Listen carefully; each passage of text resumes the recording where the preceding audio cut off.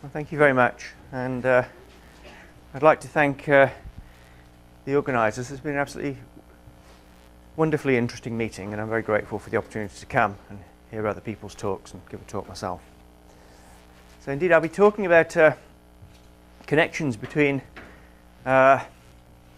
three subjects, essentially. And the work I'll be describing that fleshes out these connections was done in collaboration with Jan Fyodorov and Geith Hyrie. And the connections concern the subjects of random matrix theory, which I think I can assume most people would know about here in the audience. Number theory, and in particular the theory of the Riemann zeta function on the line where we believe the zeta function is most interesting, and the what I might call the statistical mechanics of random landscapes.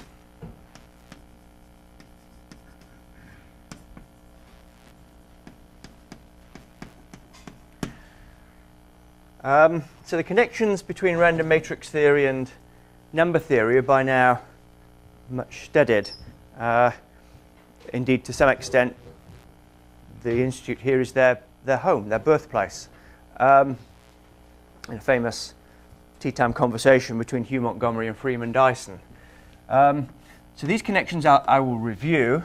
Where I want to say something that may be new concerns the relationship between random matrix theory and statistical mechanics of random landscapes. So I'll be putting in that connection. And the point of view I'll be taking is that by making this connection and by knowing something about this connection, this will forge a connection between statistical mechanics of random landscapes and the zeta function. And I'll try to persuade you that that gives us some new insight into some long-standing problems relating to the zeta function. Now, a couple of days ago we had our conference dinner, and one of the beauties of these conference dinners is one has free-flowing and candid conversations with one's colleagues. And we had a lovely conversation where some of my very wise and distinguished colleagues were bemoaning the fact that too many talks these days simply talk about connections between subjects and never actually solve a problem in any subject. So I'm glad you arrived in time to hear that comment. And you may be tempted to think this talk will be along those lines, and to some degree I wouldn't demur from that position. But I will try to persuade you that by connecting these subjects together, we will come up with definite predictions which we can test and have tested, and which I think gives us a new insight into the behavior of the zeta function. So let me start with the number theory side, because I assume people know about random matrix theory.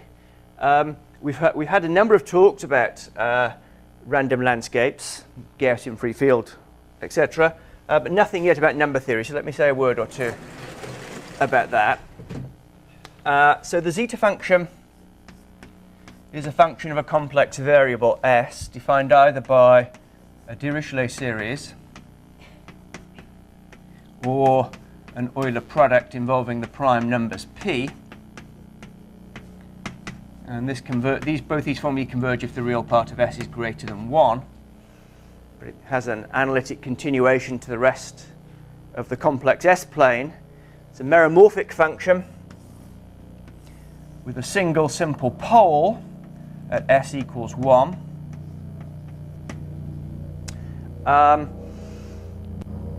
It has a symmetry, which is called the functional equation. So if we define zeta tilde of S to be pi to the minus S over 2 gamma of S over 2 zeta of S, then zeta tilde is symmetric about the line real part of S is 1/2. So this is a line of reflection symmetry if you pre-multiply by the pi and the gamma factor. And from that you see pretty straightforwardly that the zeta function has zeros at the negative even integers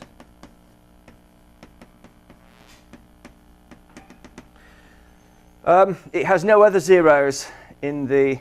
first of all, the zeta function has no zeros to the right of this line, real part of s is 1. You see that straightforwardly because this product converges there and has no zeros. By reflection, it has no zeros to the left of real part of s is 0, other than these which come from the poles of the gamma function. So any zeros of the zeta function lie inside the strip bordered by the lines real part of s is 0 and real part of s is 1. And of course, the Riemann hypothesis places these zeros on the symmetry line. So if we denote these zeros by a half plus I Tn, the Riemann hypothesis is that these numbers Tn are all real.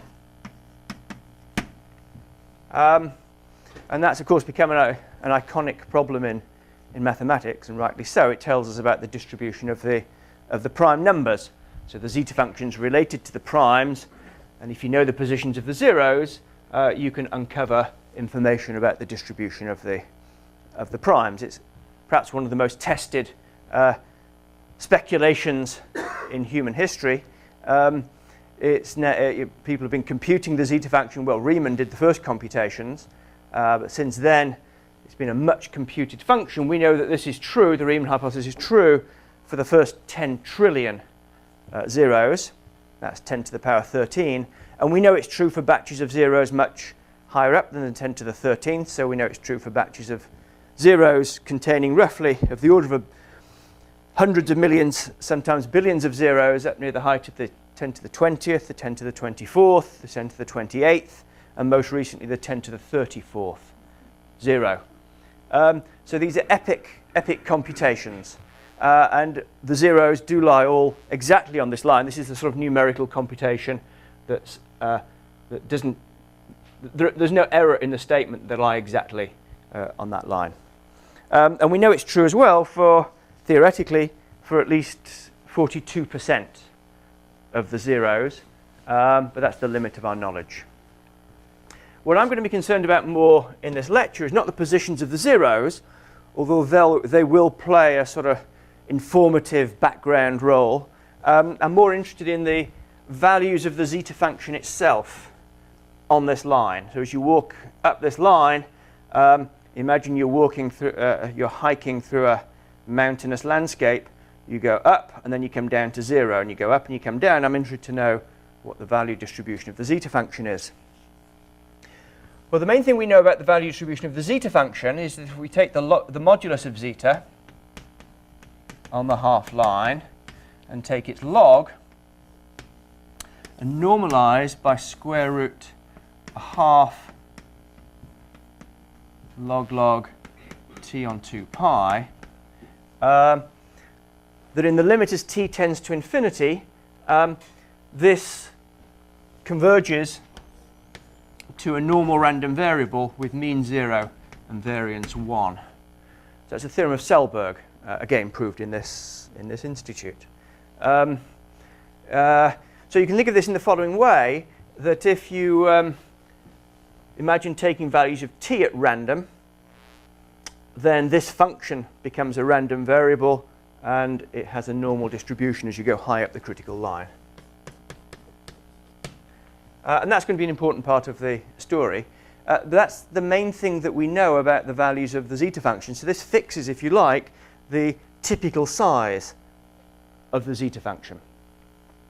Now I'm going to need this later on, so I'm going to denote this function in the numerator by minus a half v zeta of t. So bear that in mind. I'll explain why I'm doing that later, but this is going to play an important role, so I'm going to give this function a name, and that's its name. So that's what we know about the typical size of the zeta function, but what we're going to be concerned about here are the extreme values. So very rarely, the zeta function will take values much larger than the size that the central limit theorem dictates. And this has been the subject of huge interest since the theory of the zeta function was first really developed. So there's a famous conjecture of, or hypothesis of Lindelof, which says that zeta of a half plus it is order t to the epsilon for any epsilon greater than 0. So that says that the typical size of the zeta function is fixed by this scale, exponential of log t essentially. But you can ask what are the extreme values it takes, and it doesn't get larger than t to the epsilon is the Lindelof hypothesis, still unproved and still extremely important. This has been a guiding principle for much of the theory of the zeta function since it was enunciated. Lindelof himself showed that you could take epsilon to be 1/4. It follows fairly straightforwardly from complex analysis. The major breakthrough was about 100 years ago, and that was Hardy and Littlewood, who showed you could take epsilon to be 1/6. And progress since then has been continuous but converging to a value far from 0. So that the current record is that you can take epsilon to be 32 over 205, whose value I think is about 0.156.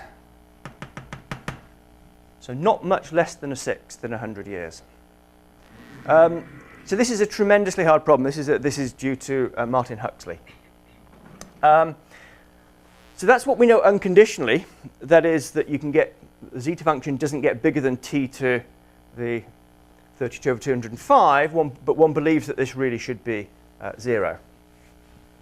T is not restricted to the real axis there, or is it? It is. I'm restricting to the real axis. Yeah, off the real axis, we understand the zeta function really rather well. But I mean, it's still true off the real axis. Yes. Yes. Well, no. One has to be careful. To the left, the zeta function is dominated by the growth of the gamma function. Yeah, but if I stay within some. Yes. Exactly. Yeah. Yeah. Talking about the magnitude. What about the phase? Yes. So. On this line. Okay. The phase of zeta or log zeta? The phase. You took the absolute value. Yes. Okay. No. Okay. Okay. I see what you mean. No. In fact, this is a reduction of Selberg's theorem. Selberg proved this without the magnitude there, and it then tends to a complex normal with mean 0 and variance 1. So the real and imaginary parts of the log are independent Gaussian distributed random variables. Yeah, that's Selberg's theorem, but I'm just stating it for the real part because that's all I'm going to need in this talk. And that's important information, by the way, because the imaginary part of the log tells you about the count of the number of zeros as you go up the line. So it tells you about the fluctuations in the number of zeros over certain intervals. But I'm not going to need that in this talk. Now, what do we know? That's what we know unconditionally. Conditionally, on the Riemann hypothesis, we know that zeta of a half plus it is order e to some constant times log t over log t on RH.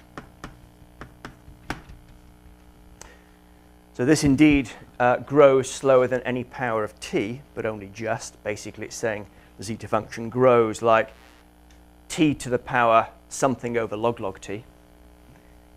So what you're saying is that the Riemann hypothesis is true? Yes, yes. And that's essentially a theorem of Littlewood. And we know that the zeta function is omega e to the square root log t over log t, which means that it takes this value infinitely often. So the sort of maximum size of the zeta is certainly as large as this, which is way outside the range set by the central limit theorem. So there are extremely rare large values, certainly as large as this infinitely often, and may get as large as this on the Riemann hypothesis. But the question is this, where does the truth lie? Does it really get this big, Or does it just get this big infinitely often, not much bigger than this? And that we don't know. So even the Riemann hypothesis doesn't really tell us, give us a sharp idea of how large the zeta function gets. So this will be the goal of the talk, is to understand the extremely rare large values that the zeta function takes and how big they get. Now, it turns out that doing it, for reasons I'll try to make clear a little later, doing it over very long ranges, so looking over a very long range of values of t and asking for the maximum, the size of the zeta function over that range, is a little outside our capabilities at the moment. So we're going to be a little more modest, and I'm going to ask about the following question, which is if we look at the modulus of the zeta function, and ask for its maximum over some range of t between capital T and capital T plus 2 pi, we'll define this to be zeta max of t. So this is a range which contains roughly log t over 2 pi zeros.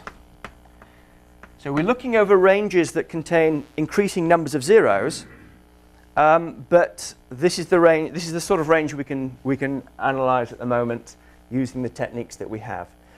Don't get too hung up on the 2 pi. I could replace this by more or less any constant, but it's convenient just to fixate on 1 for the purposes of presentation. So that's our goal, is to look over ranges that contain about log t zeros and ask what the maximum size of zeta is. Each such range will have a maximum. As we vary capital T, so as we look at we're basically splitting the critical line into ranges of length 2 pi. Each range will have about log t 0, so the zeta function will have log t local maxima in between the zeros, but there'll be one that's the biggest, so each range will have the largest value. And now we can compare different ranges and start to look at the statistics of maximum values. And that's our goal. So that's where I'm aiming for. I'll leave that for the moment and come back to it a little later on. Now I want to draw some parallels with random matrix theory. So I won't give a long introduction to this because I think we're all familiar with most of the ideas. The point of view I'll take is to focus on the circular unitary ensemble. So we'll take A to be an n by n unitary matrix. So we'll have eigenvalues which lie on the unit circle, which you can think of as being like a Riemann hypothesis. Eigenvalues lie on a simple line in the complex plane, and we'll denote these by e to the I theta n. And then the point is that we understand, or have come to understand, that there's a connection between the zeros of the zeta function, Tn, if you scale those to have mean spacing 1. So if let me do this in a different color, multiply them by 1 over 2 pi log mod Tn over 2 pi. This is a set of numbers whose mean spacing is 1, because this is the mean density of the Riemann zeros. There's a connection between these numbers statistically,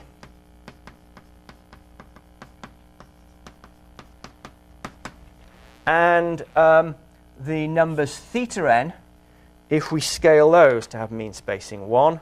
So we multiply those by n over 2 pi. And this holds, in this case, if we do statistics by averaging over n, so averaging through the spectrum, through the zeros, and on this side it holds if we average over matrices from the circular unitary ensemble. And what I mean by... Are you dividing by the numbers in the other? No, I'm multiplying by them. I'm stretching them out. The zeros get closer and closer together as you go higher up. Right, okay. Yeah. So the right-hand side involves a large n limit. Yes, indeed, yes. Although, interestingly, there's a great deal of evidence that even at a finite height up the critical line, there's a connection between finite-sized random matrix theory if you equate these two parameters. So this is, as Freeman Dyson told us, random matrix is a one-parameter theory fixed by the mean spacing. And so if you look at finite height up the critical line, that seems to be very closely modeled by finite-sized random matrix theory if you equate height at the matrix size with log of the height at the critical line. So you equate the mean densities. So by statistical distribution, I mean if you compute correlation functions of these numbers and compared to correlation functions of these numbers, they match in the large n limit. And there's a great deal of numerical evidence for that. There are theorems that are supportive of that, so one can prove this. For all correlations of the zeros, there's a match with the correlations of eigenvalues of random matrices if you integrate the correlation functions against some test functions that are chosen judiciously. And that restriction is a very severe one, but nevertheless, there are classes of test functions for which all correlations here match the correlations here. The calculations that sort of justify that are number theoretical. They involve the primes, essentially, and a knowledge of the prime numbers via the relationship between the primes and the zeros. That's called the explicit formula. The calculations are interesting because you perform a calculation, you get an answer, and you find that it matches with the random matrix answer, but we don't see coming out anything like a determinantal structure. So you do a calculation, you get an answer, you find it matches with what you'd get by expanding the determinantal form of the correlations on the right-hand side, but we don't really understand why they have a determinantal form, and I think that's a profound problem in the subject. So that's the kind of background, and this, of course, was famously a conjecture of Hugh Montgomery after a conversation with Freeman Dyson alerted him to this connection. Montgomery had done some calculations on this side, and it was Dyson who pointed out the connection with random matrix theory.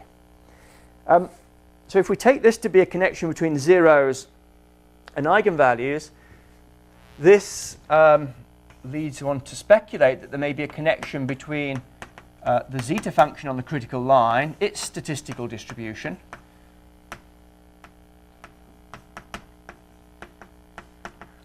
so the value distribution that function takes, and the corresponding object for matrices, which will be the characteristic polynomial of the matrix.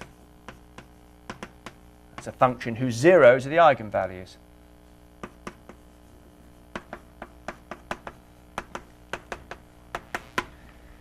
And again, there's a good deal of evidence in support of this connection.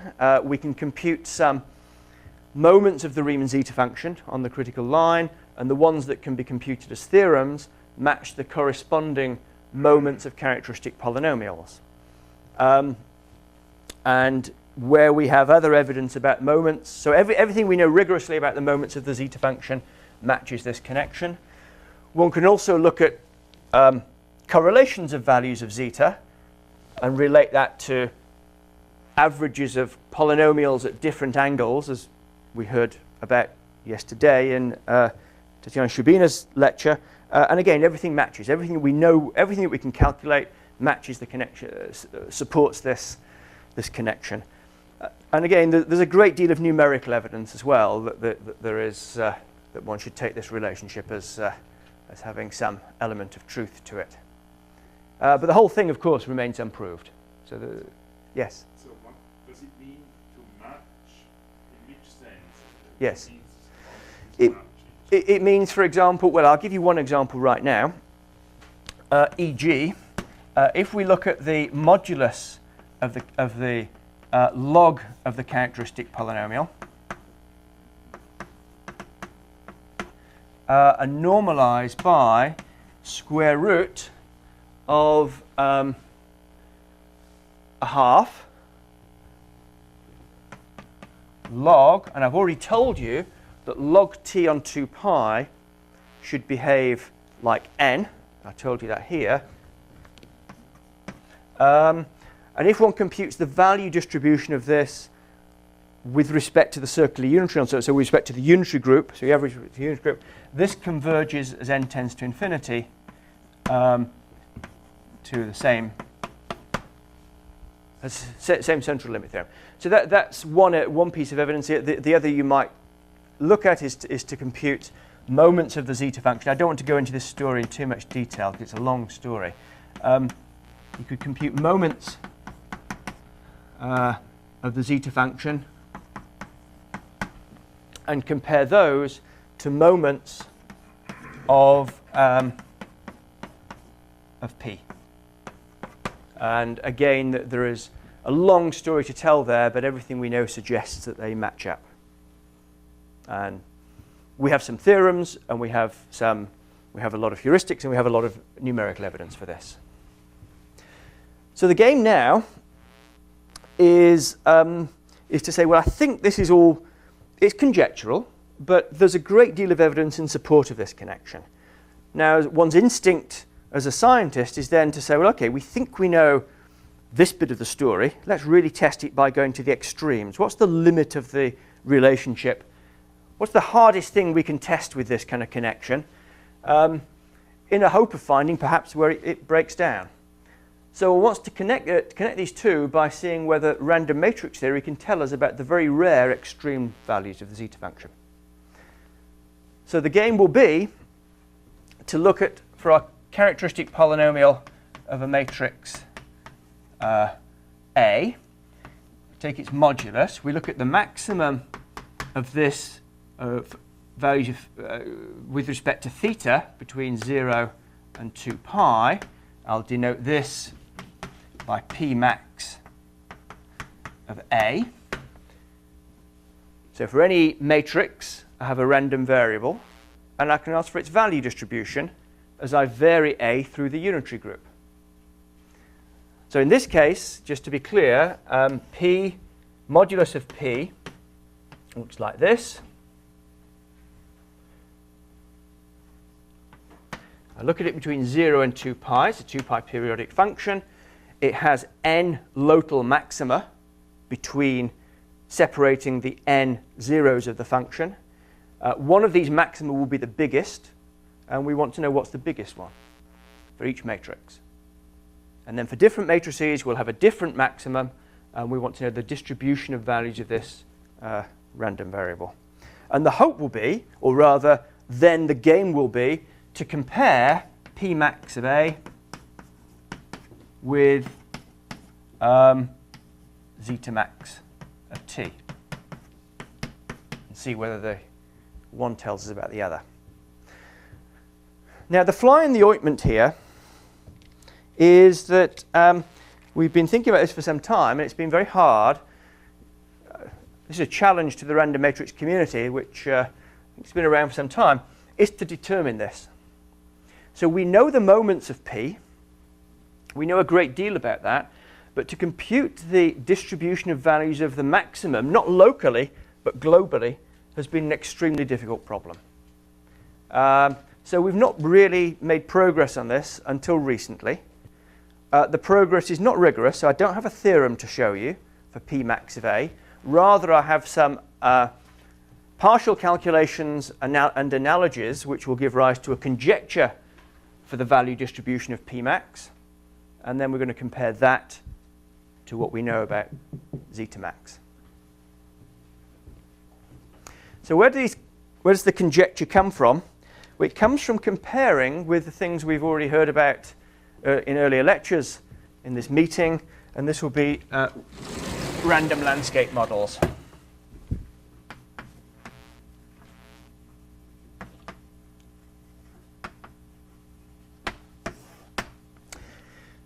So the idea is we've seen lots of pictures of the following sort.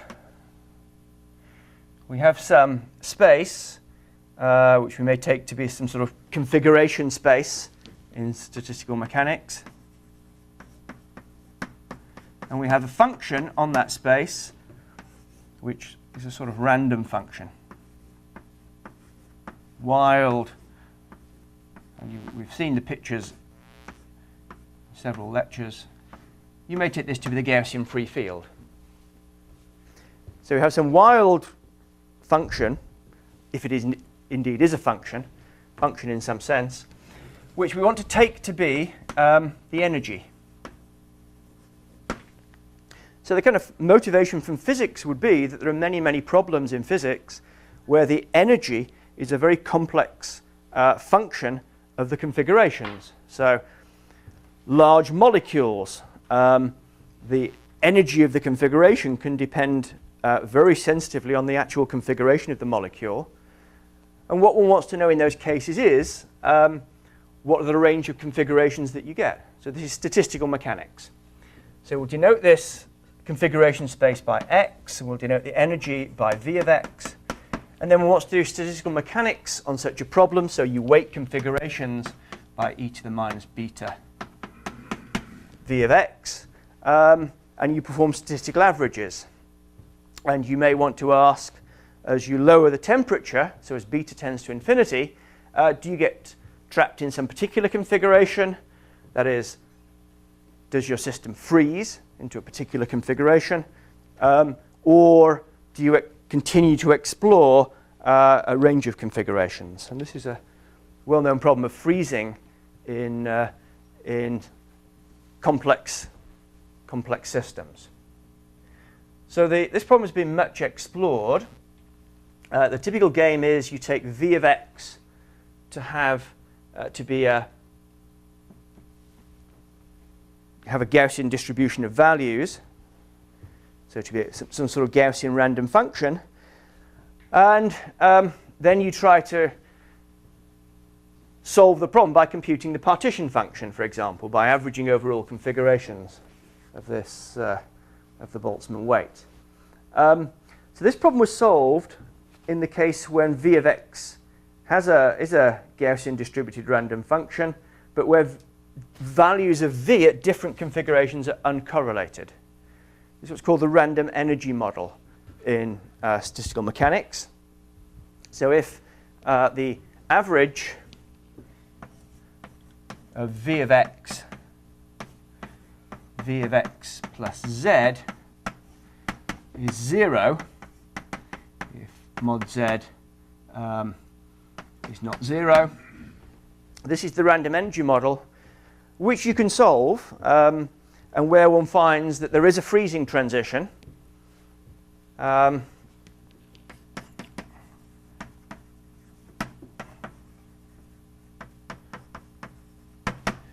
that is, there is a temperature, the inverse of beta. So as you lower the temperature, so raise beta, there's a certain critical value of beta where you then get stuck in a particular configuration, and your functions become constant functions of beta beyond that value. And that's been established. The hard problem that people are thinking a great deal about at the moment in statistical mechanics is when the function v has correlations. And the case, you can allow very rapidly decaying correlations. People believe that forms the same, it falls into the same family of solutions as the uncorrelated case. The critical case, where it seems that the problem becomes dramatically more difficult, is where the function v is log correlated.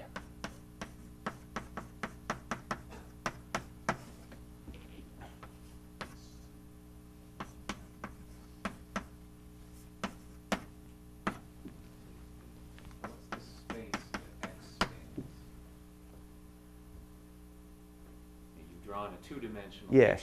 In a typical problem, it's maybe a very high-dimensional space, of course. But people do analyze. When you say this, you're talking about a Euclidean space. Yeah, it could be a Euclidean space, and people do study this in 2 dimensions, and I'll indicate also in 1 dimension as well. So this would be you can think for in real physical problems, the configuration space could be enormous, but people would like to solve this even in 2 dimensions, where this is the Gaussian free field. Would be an example of this. So we've already heard a great deal about the Gaussian free field. So you can imagine that that's your energy configurational energy is given by the Gaussian, it's statistically the same as the Gaussian free field. And there's a lot of interest in this problem. but it seems to be a very hard problem. Now, what people have done recently. So this is the Gaussian free field, but without constraint. You don't want V to be positive or so. No, don't want that. No.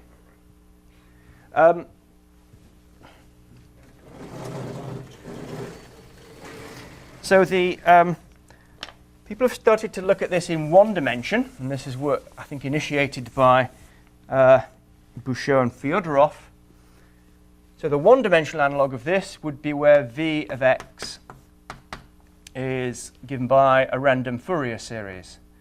So we have a sum n 1 to infinity, normalized by 1 over root pi, an over square root of n, e to the I nx plus complex conjugate. Where we take an from a complex normal distribution with mean 0 and variance 1. So this is a function of one-dimensional problem. This is basically a 1 over f noise, for those who know the term.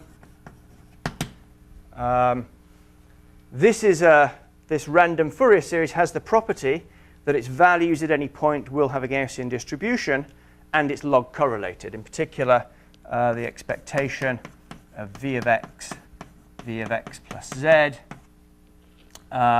behaves like minus a half log mod z as z tends to 0. So it's a straightforward calculation. It's not a difficult calculation at all. And what people believe in this case is that you also have a freezing transition. So there'll be some value of beta, such that if you compute the partition function or some other function, the free energy, these will become, as you've increased beta, after some value, constant values of beta, because you get stuck in one particular configuration. Put another way, there is a minimum value of this. What's the energy? I mean, it isn't V a single point. No. So what do you take as the energy, as the Hamiltonian, or whatever you want to call it? Well, the Hamilton. I see what you mean. The energy would be V at one point. Yes. So we're ignoring kinetic energy here, simply exploring different configurations. Yes. So this is a little related to what could be. Absolutely. Yes. And I was going to go on to say that.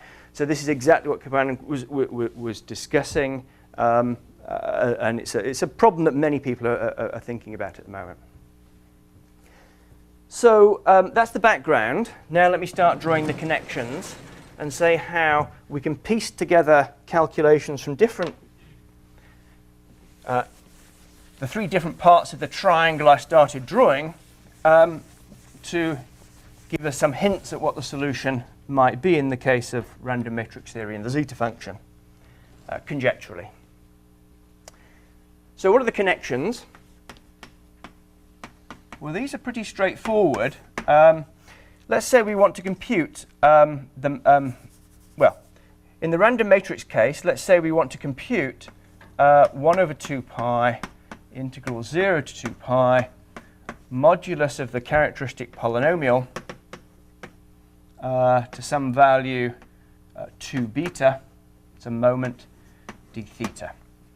So I'll call this z of a and beta. So we're looking for a particular matrix around the unit circle, and we're calculating the 2 beteth moment of the characteristic polynomial. The point is that first of all, we can get the maximum from this. This is the object we really want. That's just the limit as beta tends to infinity of 1 over 2 beta log z. So if we know the value distribution of this object, of the moments, we can get the value distribution of the maximum of the polynomial from the large beta limit. Now the whole observation is, and it's a rather straightforward observation, is that if one, that z of a and beta, I can write as 1 over 2 pi integral 0 to 2 pi e to the minus 2 beta VA theta d theta, where VA theta is minus a half log mod p. So that's not doing very much, but it starts to look like a statistical mechanics problem. The point is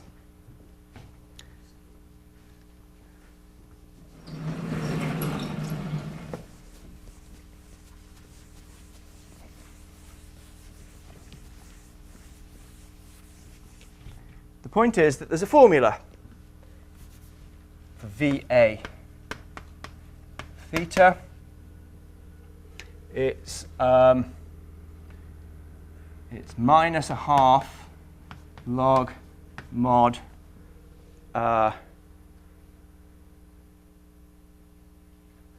determinant I a e to the minus I theta. No, I want to, sorry. I don't want the 2 there. So I want to define, that's correct, yeah, that's correct.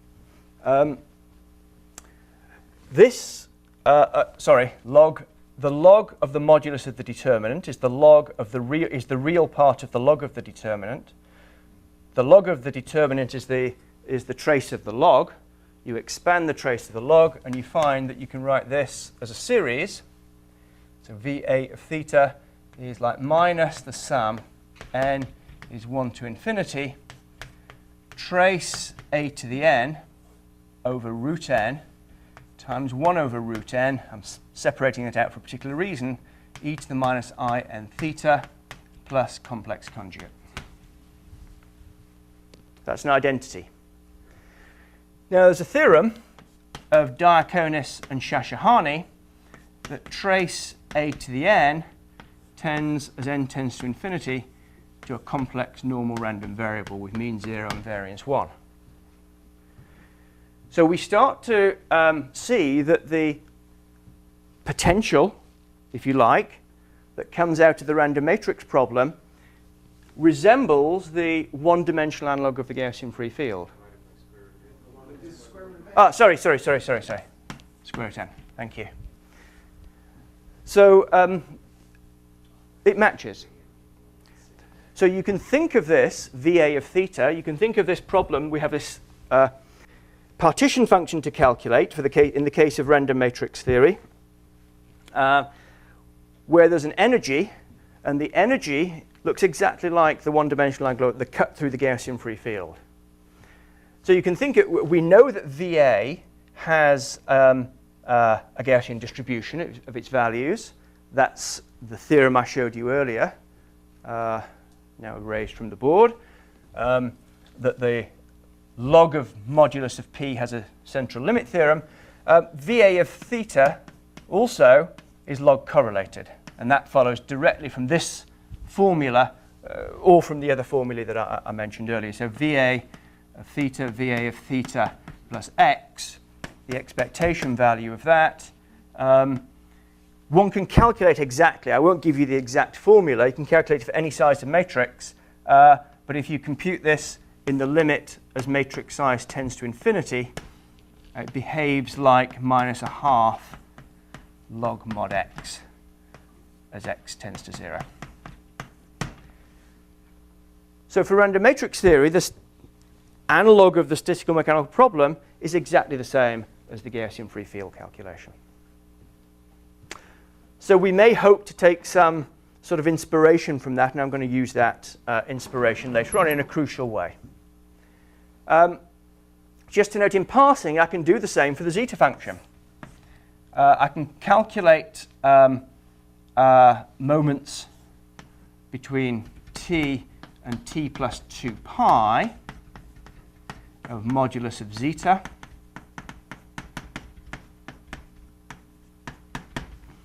And then this is just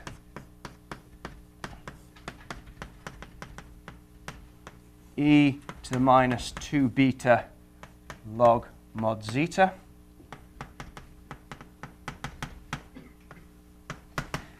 I've told you that the log of the modulus of zeta is a Gaussian random variable.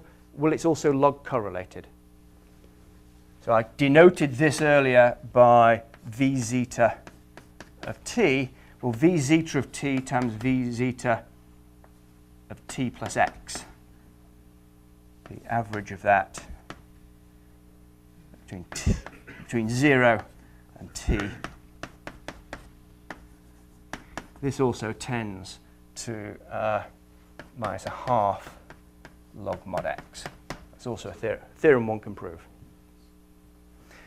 So we have the same problem in all three cases, and that's the point I want to make. The problem is that we have the statistical mechanics in the Gaussian free field, or its one-dimensional analog. We have the random matrix problem, and we have the problem involving extreme values of zeta, and they all seem to be the same. So am I now going to stop and simply say I've disappointed my dinner colleagues? Yes.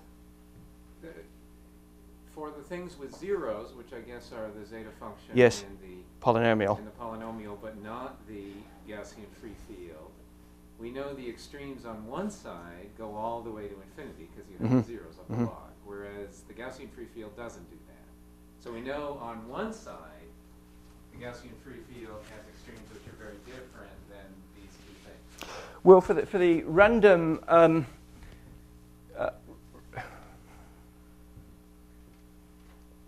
yes, I see your point. We're interested in just the very large values here, not the behavior down near the small values. But the Gaussian free field is perfectly symmetric to large positive values and large negative values. Yes, that's right. Yes. Whereas the other things you're talking about are clearly not. Well, they are in terms of their value distribution. They satisfy the log of. Well, not the extremes. The log of mod zeta. The log of mod zeta has a symmetric distribution. It tends to a normal distribution. I agree that I agree that the extremes are different, but we're only interested in the extremes to the right. Yeah. But it's curious. Yes. Absolutely. On the other side, we know yes. the extremes are Absolutely. Yeah. And so why would you conjecture the extremes are the same on? Yeah, I don't know. I don't know either. Okay. Yeah. But that's what you're proposing. That's what I'm going to propose. You're proposing. Yeah. Yes. The extremes are the same on one side and not on the other. Yes. Okay. Yes. Yes. We know they're not. Yeah. Yeah, we know they're not on the other. Yeah. So now let me tell you how one can piece together some calculations and a crucial unproved conjecture to at least write down formulae that we can test numerically. See, I don't have much time. So the idea is that one computes moments of z, the kth moment, for example. Sorry? This is z is this function here. So sorry, a of theta, my apologies, beta. You compute the moments of z, which from the definition here, just 1 on 2 pi to the k, into 0 to 2 pi, product j is 1 to k, modulus of p.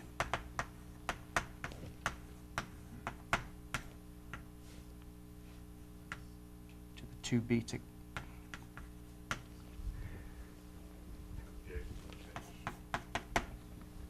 But this object is exactly of the sort that Tatiana Shabina was discussing yesterday. It's expectations of products of characteristic polynomials evaluated at different points. So we do understand how these behave. One can calculate them either asymptotically as she did. In the unitary case, for averages over the unitary group, you can actually get exact formulae for these sorts of objects and, again, estimate them asymptotically. So this kind of object we understand. And the key part of it is that one gets something like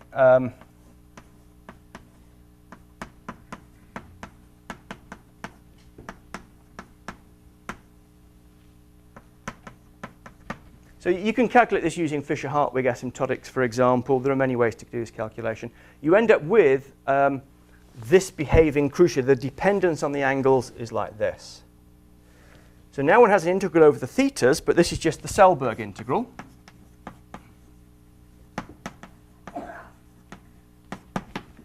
And so one can evaluate these moments. However, one can only evaluate them so far when beta is small. We don't know how to do this for large beta. The integrals diverge if beta gets too large. But if beta is small enough, one can evaluate the moments of the partition function, and then from all the moments, deduce what the value distribution of the partition function is. And from the value distribution of the partition function, one gets P max. So that's the sequence of calculations. One calculates moments of Z. From the moments, one writes down the value distribution of Z. And from the value distribution of Z, we can get the value distribution of P max. That's how the calculation goes. So I see my time really is running out. So I will write down one formula simply to show you what the sort of thing we get. We get that. So no, I have to tell you one other thing first, and then we don't do this for small beta, but we want the large beta limit. So we're kind of stuck. We're stuck. So all we can do is now appeal to an analogy with the other problems that have been solved and say, well, they have a freezing transition. We know there's a singularity at beta equals 1 in our calculation. So we assume that's a freezing singularity. And so that we calculate everything up to beta equals 1 and assume that the function is a constant function of beta after that. It's frozen in its values. That's a huge assumption, but one which then allows you to write down formulae which you can test. And for example, the log of P max of A we calculate to be log n minus 3/4 log n plus a random variable xa, where the value distribution of xa is just 2 e to the minus x, k0 Bessel function, 2 e to the minus x over 2. So you're able to write down precise formulae if you assume this freezing transition happens. Now, may I take 2 minutes to show some data? Thank you. Could I have the screen down, please? Could I have the screen down? Thank you. So what I'm going to show you is some data for the zeta function, because we obviously would extend this now to the log of zeta max. We believe that the maximum of zeta would be like the maximum of the, well, we'd like to know, that's the hypothesis to test. Is the maximum of zeta like the maximum of p? And this is what we're going to test. The crucial things to pick out are, can we get the distribution of values in the fluctuations? And this crucial component is 3/4. That's intimately related to the log correlations of the energy that we of the configuration energy V. If in the uncorrelated case, 3/4 will be 1/4. That's the theorem. In the random energy model, 3/4 is 1/4. So let me show you some. Let me show you that what I'm going to show you is some data for, first of all, simulations of random matrices, and second, for the zeta function. This is for random matrices. This is n, height of the size of the matrix. We'd like to test whether that number is 1/4 or 3/4. I'm sorry, this is a little small, isn't it? But do feel free to get a little closer. You'll see these numbers seem to be converging to about 1.5. I didn't explain. This is actually twice the constant I had. So 3/4 in this world is actually 3/2. So 3/2, it seems to be converging to 3/2, not 1/2. That looks good to us. And for the zeta function, we tested this. Monotonic and it went test. It did go slightly, yes. That's why we stopped testing that. No, we don't have very reliable statistics up there, so that's why we stopped. Never trust the last datum point on a graph. For the zeta function, we tested this in a slightly different way. we had a hypothesis that this number should be 3/4. If you put that hypothesis in, we take a ratio of expectation of what we expect to get and the actual data for the zeta function. That should be 1. And if we go up to the height of the 10 to the 22nd 0, it's about 1. It's overshot again slightly. But if you put in the hypothesis 1/2, you start at about half and you go down. So you're definitely going in completely the wrong direction there. How do I go down? Oh, thank you. No, I'll go down here. Okay, we'll leave it like that. Okay, sorry, leave it like that. Right. Okay. Right. Oh, hold on. I got it. All right.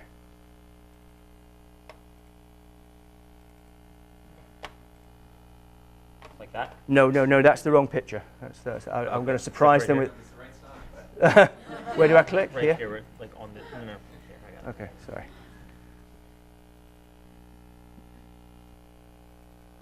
That's the one, right. Excellent, thank you. So this is now the distribution of the fluctuations in the maximum for the random matrix problem. They're the crosses. And the blue line is the K0 Bessel function. So I think there's a reasonable indication that there's some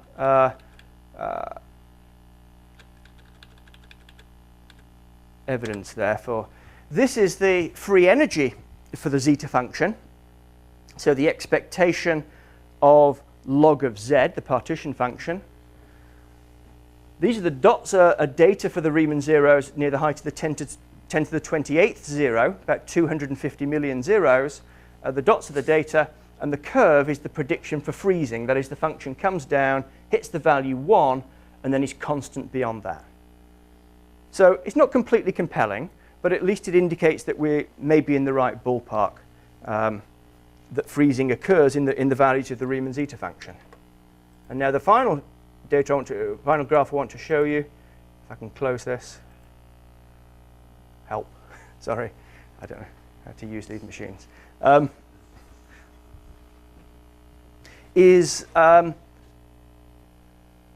the one, thank you. This is now the value distribution in the fluctuations of the maximum of the zeta function over these ranges of length 2 pi for the height of around the height of the 10 to the 28th 0 of the zeta function.